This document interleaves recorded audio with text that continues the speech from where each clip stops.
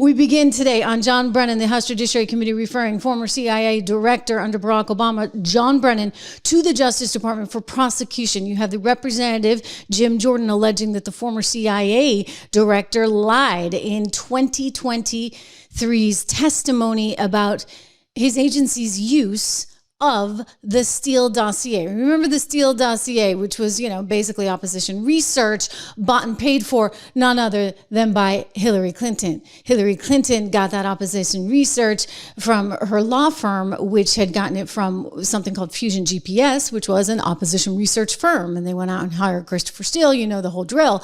Well, it turns out that that's what basically then launched the entire Russia narrative. And we kind of had some inklings of this, right?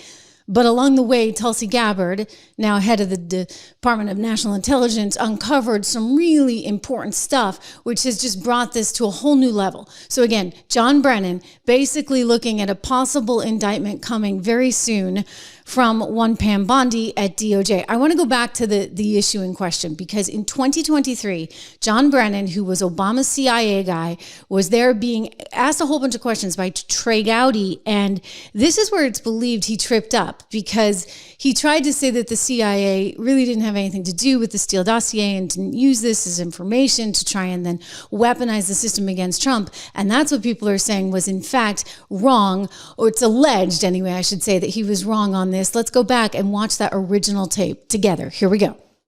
Steele Dossier. I don't. Do you know if the FBI paid for any portion of the Steele Dossier? I don't know. I know that there are press reports related to that, but I don't know. I have no firsthand knowledge of that. Do you know whether any of the underlying allegations made in the Steele Dossier were ever tested, probed, examined, cross-examined, whether the sources were examined for reliability, credibility? I know that there were efforts made by the Bureau to try to understand whether or not any of the information in that was valid, but I don't have any firsthand knowledge of it. Do you know if the Bureau ever relied on the Steele Dossier as part of any court filings, applications, petitions, pleadings? I have no awareness. Okay, now wait. Did the CIA rely on it? No. Why not? Because we didn't. It wasn't part of the corpus of intelligence information that we had. It was not in any way used as a basis for the intelligence community assessment that was done. It was not. Wow. Okay, so that's what could get him in a little bit of trouble. Sometimes it's not what you do, but the lying about it after the fact. Well, in this case, it kind of is what you did, shall we say. All right, let's just go with the whole kit and caboodle here. It's what he did and then what he said or didn't say about it after the fact. I mean, again, Tulsi's been all over this. I want to go to the headline as it's coming in. House Judiciary Committee referring former CIA Director John Brennan to Justice Department for prosecution. This is coming out of Jim Jordan's office. He's alleging that the former CIA director lied in his 2023 testimony, the one that you just saw about the agency's use of the Steele Dossier, because it's not just what we saw there, but also that same day you had Representative Gates at the time asking Mr. Brennan a whole bunch of things, and he again was insisting that they really didn't have any idea about any of this information. Well, that's not what Tulsi has uncovered, okay? That is not what she has uncovered in any way, shape, or form. Mr. Brennan said, quote, "I said that the first time I actually saw it, it was after the election, and the CIA," he said, "was not involved at all with the dossier. You can direct that to the FBI and to others." He said, "Were you aware of the FBI's involvement with the dossier?" He did say yes, because that's an annex of the ICA, the Intelligence Community Assessment that the Bureau had asked to be included there. It was their purview. There's not ours at all.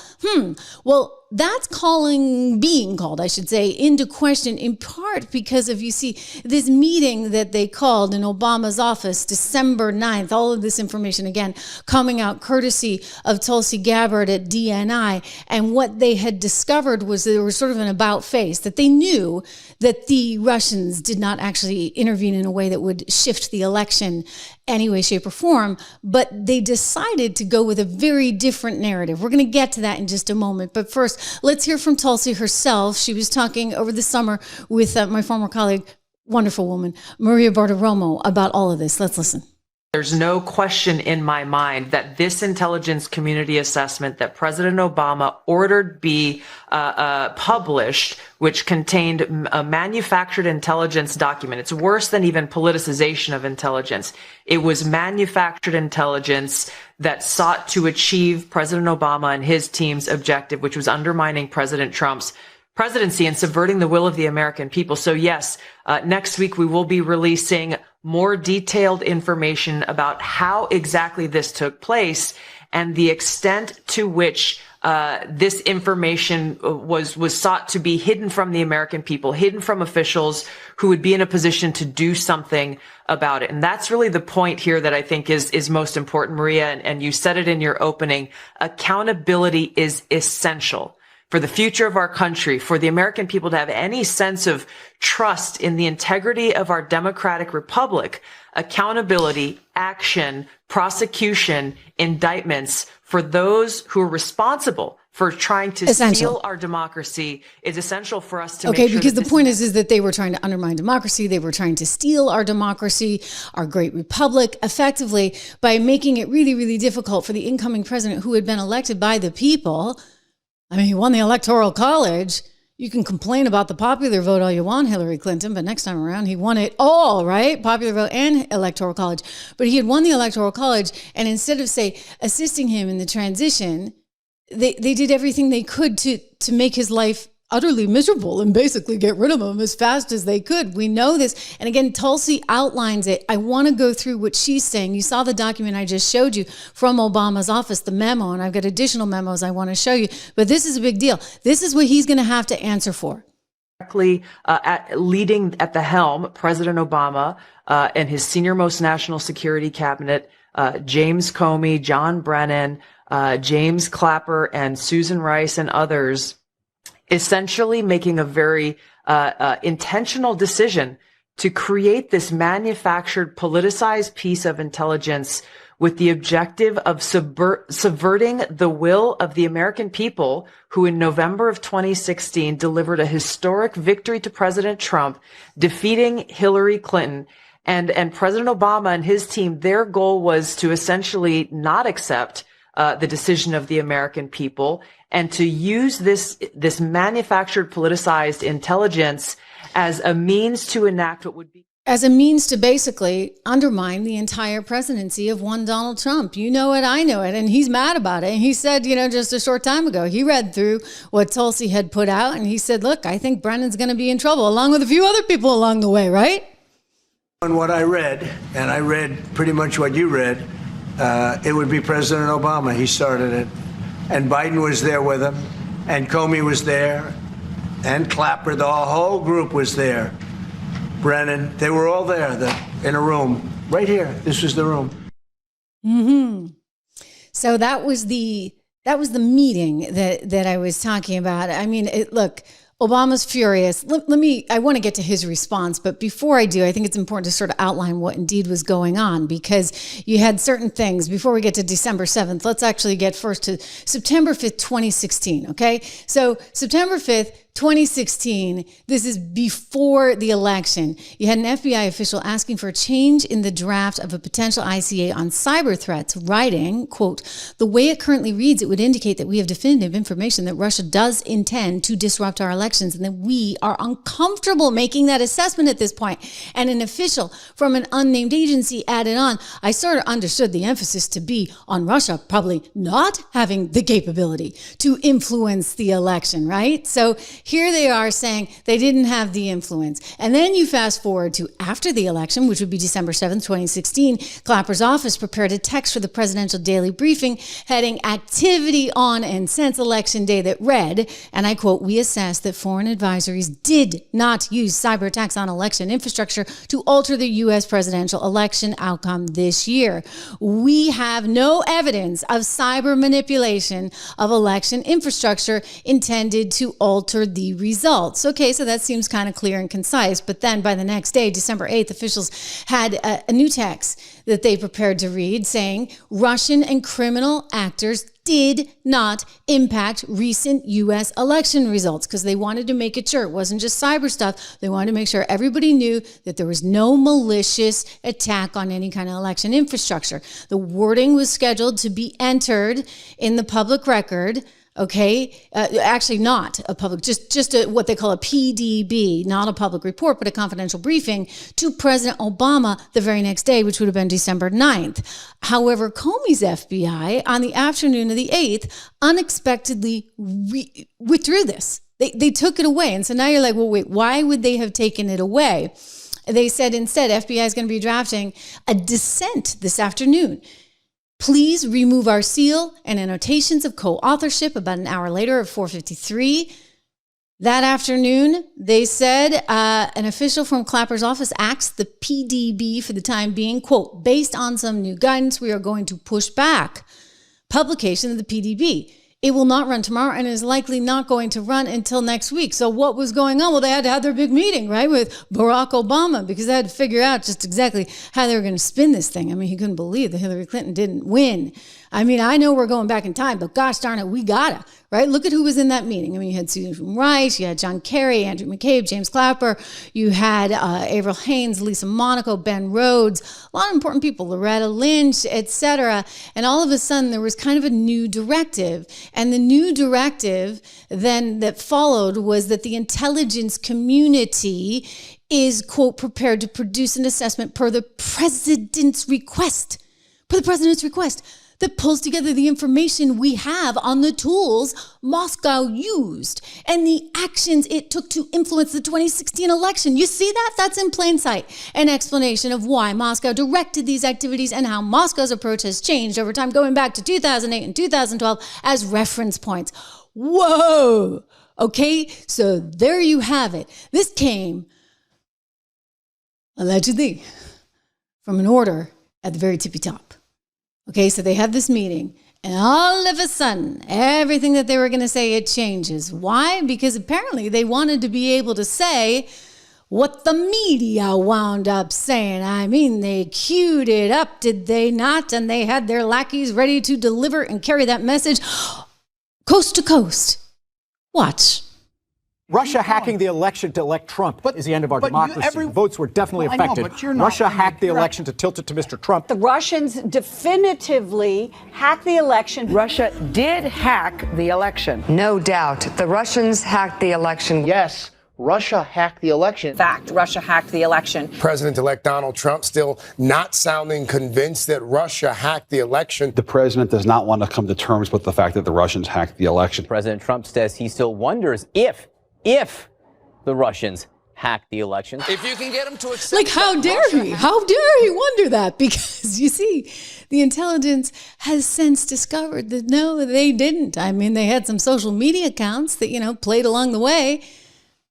And maybe we're having some influence somewhere, but let's be really clear. What has come out is that the Russians didn't actually want Trump to win necessarily, nor Hillary. They just kind of wanted to play with us, right? Divide and conquer. And boy, oh boy, when you get Obama at the helm, he did Putin's job for him. Let's be really clear. He did Putin's job for him. Take a look at, this guy, he was a couple of jobs ago, Chris Wallace, who used to work at Fox and then used to work at CNN. I don't know where he works now, but he's asking President Trump shortly after the election, right? Because nobody's believing he's president. You had Jimmy Carter coming out. He's saying, oh, he's not a legitimate president. He was put there by the Russians. Oh, okay, like this is bad stuff, guys. And Trump knew what was going on. Watch.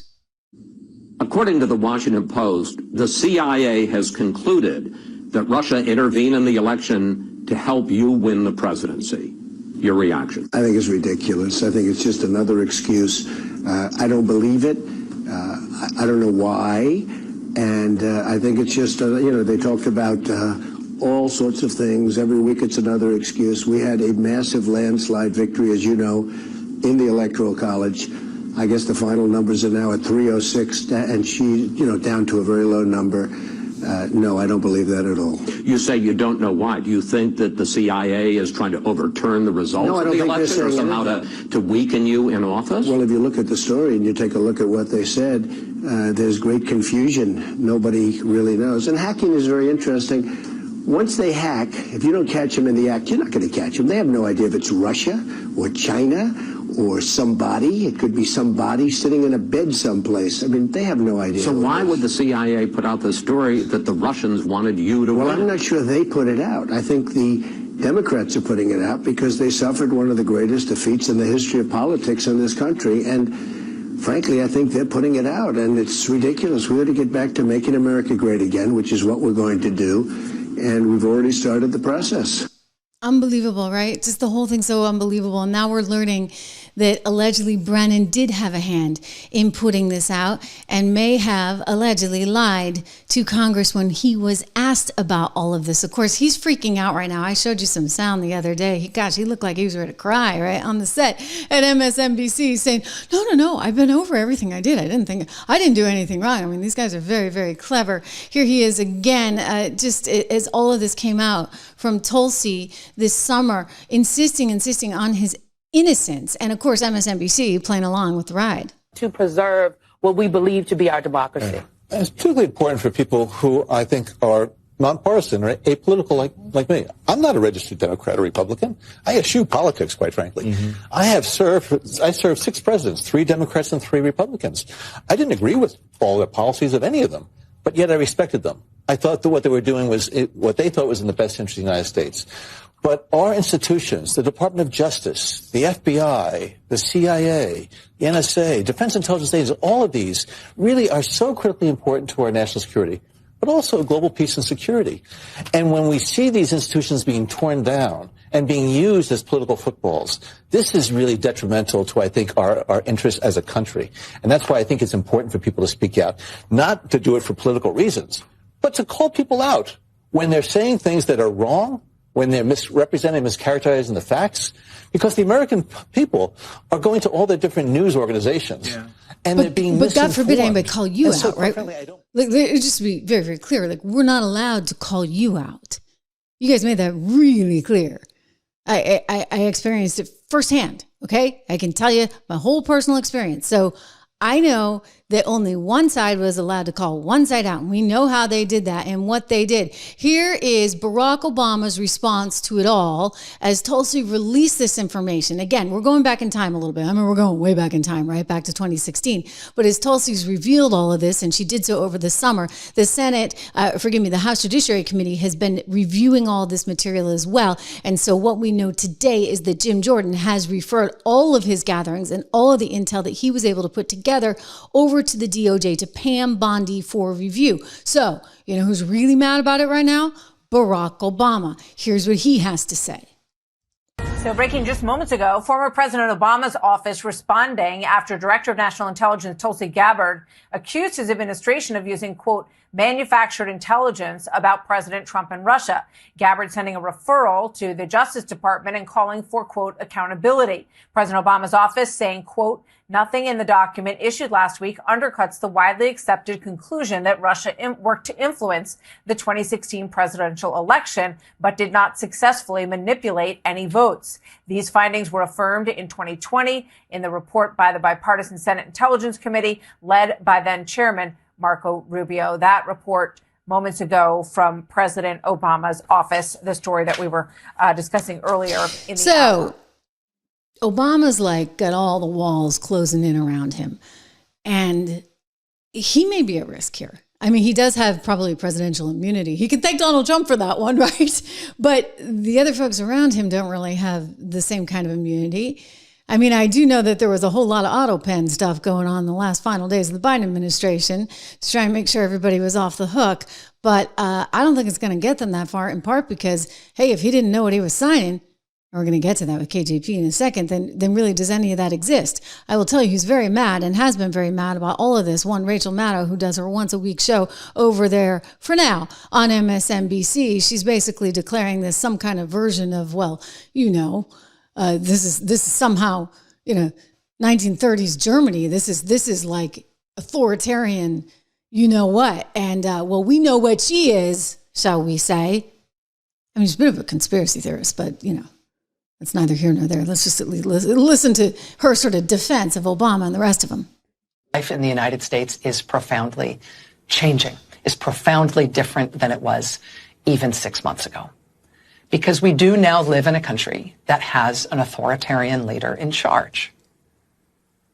We have a consolidating dictatorship in our country. And it sounds melodramatic to say it. I know. Yeah. But just go with that for a minute, right? Think in melodramatic terms. Think in cinematic terms. Oh, yes, Imagine the cartoon-level caricature. I'm sorry, but she is so cinematic in her flowery language that she tries to employ to take you down some kind of nut job or rabbit hole every day. But okay, let's humor her. Of what you think a dictatorship looks like. Huh. I mean, it's secret police, right? A massive, anonymous, unbadged, literally my gosh, oh my gosh, oh my gosh, oh my gosh, oh my gosh, oh my gosh, oh my gosh, oh my gosh, oh my gosh. I can't take the woman anymore because, you know, we don't need to see that kind of version of crazy here. But I want you to at least know what's out there, right? What did we hear the other day on The View? Oh, he's sending National Guard to Chicago, to California, so he can, quote, steal the election. This is the insanity. I mean, like, they have no options, guys. They're totally out of options. And so they got caught with their hand in the cookie jar, okay? They got caught. It's all coming out. There's indictments every which way to Sunday. And now the media's answer is, oh, well, this is a dictatorship. And by the way, he's going to steal the midterms? I mean, you guys must be really desperate. And you think we're stupid for some reason.